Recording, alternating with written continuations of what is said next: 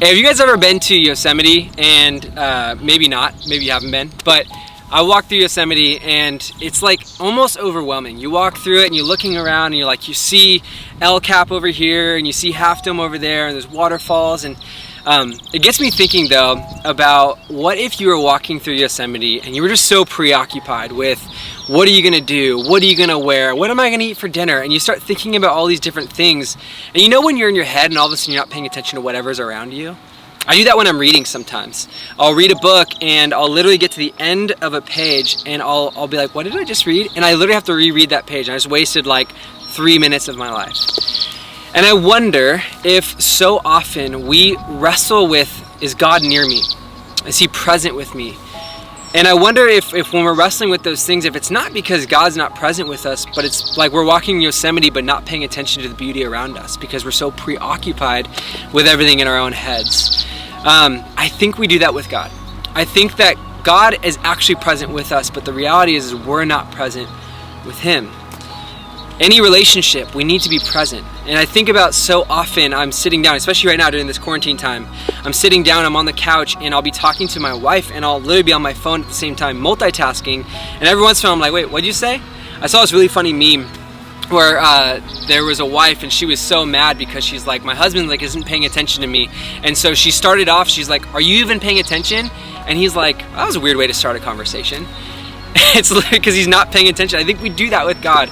And so what I would love for us to do is I would love for us to figure out how we can start being present to God. How can we start to tune our ears, and how can we start paying attention to him all around us? And maybe that means that we have to stop multitasking. Maybe that means we need to stop being preoccupied with everything else that fills our brain. I think so often we're looking down at our own selves rather than looking up and seeing God, and we wonder why we can't see him. So this exercise is called the prayer of examine.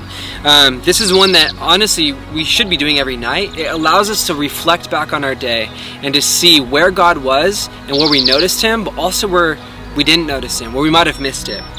And so what I want you guys to do is I want you, wherever you are, I want you to put your feet on the ground. If you're sitting down, put your feet on the ground. Just pay attention to you sitting there. Take a couple deep breaths.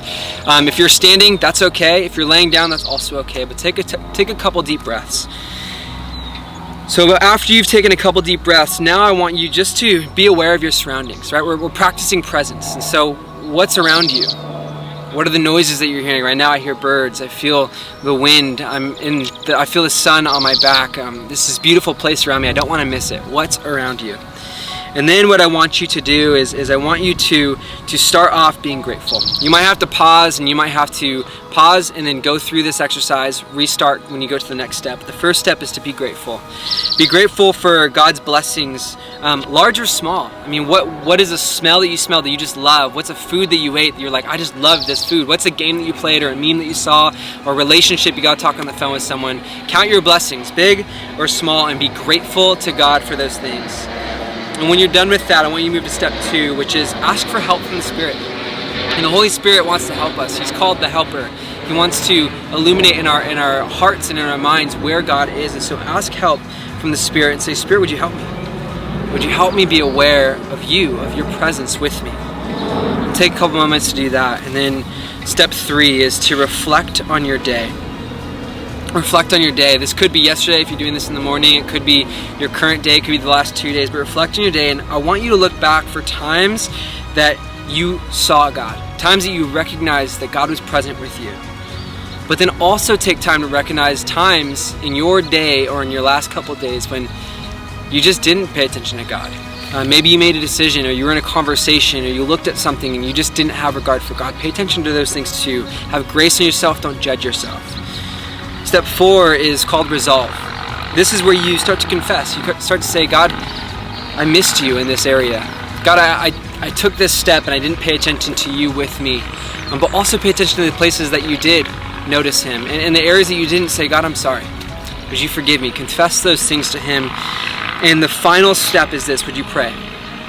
And this is really important. At the end of this, you say, God, would you help me be more aware of your presence?